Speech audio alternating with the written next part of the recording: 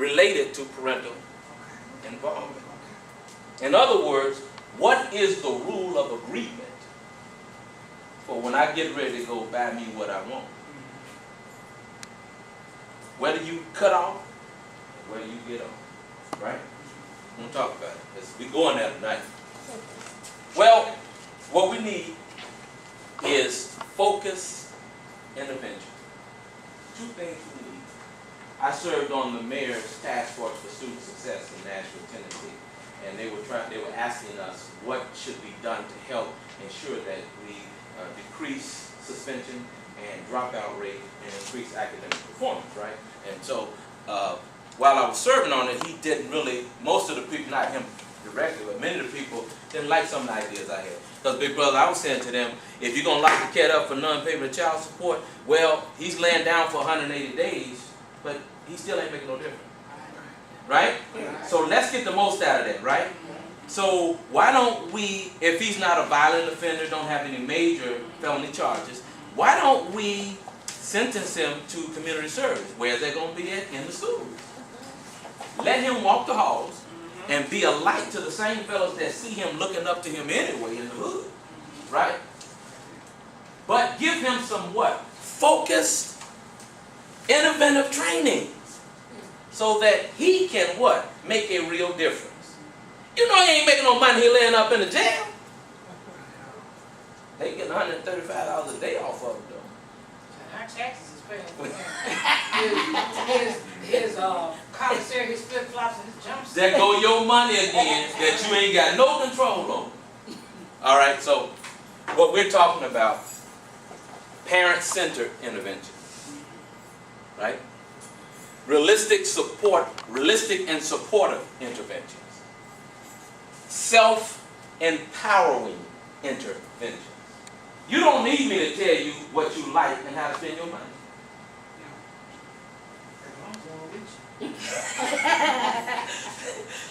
Collaborative interventions that are collaborative in nature. So everybody's talking about what need, what, but let's talk about not only what, but how. Okay? What does this look like? How is that done? How do we measure success of intervention? All right? So next. From the birth of a child, no one is in a better position to observe the physical, emotional, and social development of that child than its biological parents or adopted caregivers. A good deal of learning takes place between both the parent and the child through this growth process. Often lessons take place without any planning. Not surprisingly, the interests and concerns of parents in the Pontiac School District were no different than those of parents in Nashville, Tennessee, or any of the other cities visited. They were seeking some real and useful solutions to their problems. Some asked, so what is the answer? There was no way that my mother was going to not go through school. Education was preached in the neighborhood. You know, even that wino down the street would say, well, boy, you better get your homework done, you better do this. You know, so like you said about the village is sick.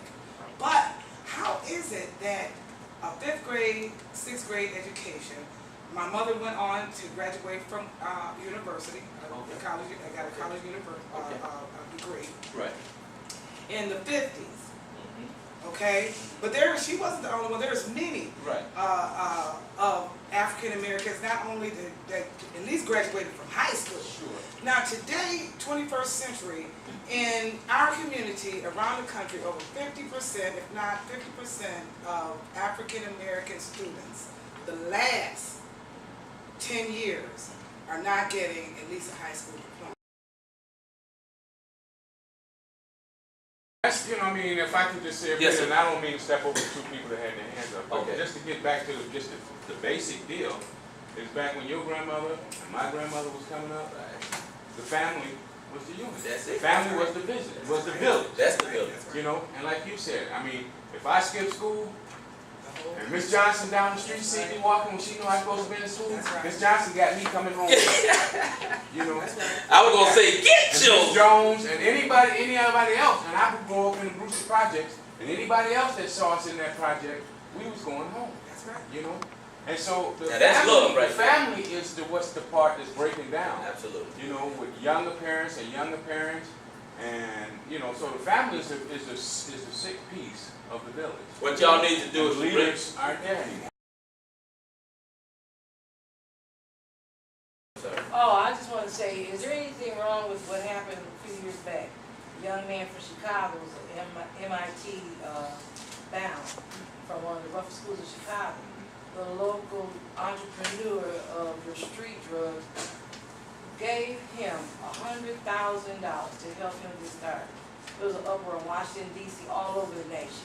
But the young man still took his money because the drug dealer told him, I want you to do positive what I did wrong. So how do you see that? Because I thought it was positive myself. It is. Because he knew he did wrong. And with the money he gave that young man to help him to MIT, this young man is on his way to being the next King Solomon. Ben Carson. I got you. Let me answer it like this. King Solomon They say said, all money ain't good money, but this money happens to be something to open the door for you. a wise king said it like this. Two mothers came to him and said, she got my baby. The other said, no, she got my baby. No, that's my baby. No, that's my baby. One of them had killed her baby because she was sleeping wild. Huh? Got up the next morning and went and tried to steal the other woman's baby and claimed it was hers. So they both went to King Solomon. King Solomon was like, I don't know who baby it is. I know it ain't my baby.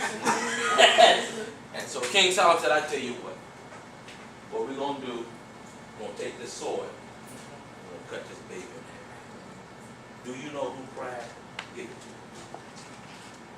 to you. Real mama. Huh? So the question is, do we sacrifice our own by selling dope and killing mothers and babies and what have you to get to the top? We're no worse than the enemy if we do. While there is a good thing that this young brother came, right? That's good. My question is, when I counsel young guys on the streets, dope dealers and what have you, and gangbangs, I say, look here, brother, you got more money in your pocket right now than I had all year long. How many people get that much money? Get your little self off the street, get your lawyer, legitimize your money, and get out the business. I can't change what you done yesterday, but today is an opportunity for you to what? I ain't got $10,000 to invest in no business. You got it. If you don't hurry up and get out of here, I'm going to rob you and take your money.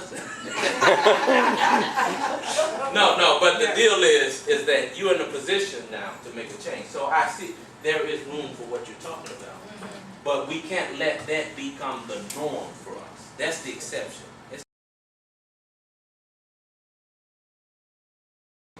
Now the younger generation, man, they come around, we can't even keep them. They don't even want to be in touch. We can't be in touch with one another. We can't even come around with one another. So everybody too busy doing their own thing. Right. So in Module 3, we talk about how to provide positive behavior support for children and youth, and whoever has it, you can look at it. And what we do is we begin by listing some key terms. The aim is not to make you an expert in behavioral psychology or juvenile behavior. That's not the aim. But the aim is to introduce you to common terms that your social worker at school or someone who is dealing with your child's behavior would likely use when you interact with them. So you will be aware of what they're talking about, right? But most importantly, how can you use this at home? Right? What can you do at home for them? That's the aim. All right? Module 2, we look at academic support for children and youth at home. What can we do at home? If you're 33, will you tell them what's on page 33, ma'am? Crystal, right? Yes. Crystal. 33. Tell the others that can't see it, what's on page 33? You want me to read it all? No, just describe what you see there. Okay, the purpose for this learning resources, you got from pre-kindergarten all the way up to high school level. Absolutely. Tools and strategies that you are able to utilized. Do you do this at school, in the school building? At home. No, that's for the home. Right? Now watch this. This is designed such that you don't have to go to the school or come to this church if you want to learn this material.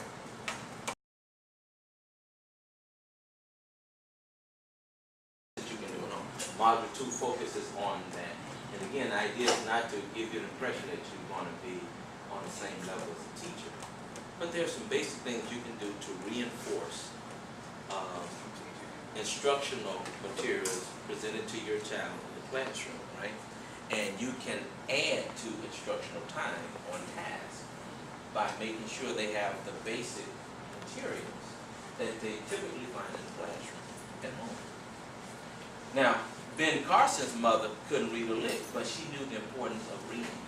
And even though they didn't know she couldn't read, she insisted that she read. And guess what? The man became one of the world's most renowned surgeons, brain surgeons, you know.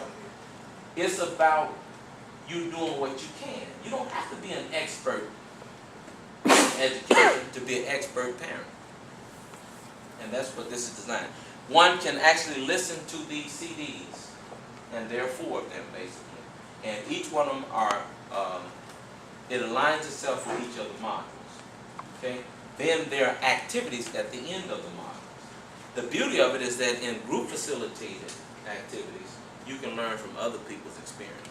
However, if you just want to do it at home, you can do it at home too.